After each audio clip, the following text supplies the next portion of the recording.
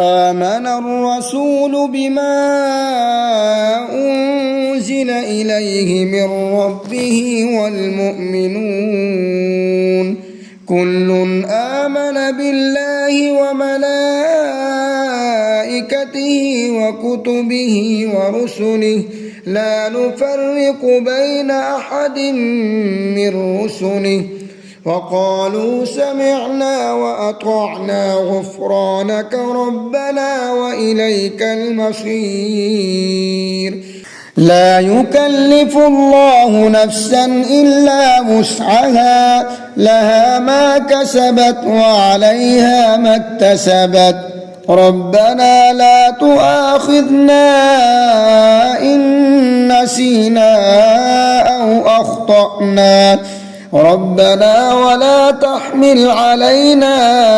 إصرا كما حملته على الذين من قبلنا ربنا ولا تحملنا ما لا طاقة لنا به واعف عنا واغفر لنا وارحمنا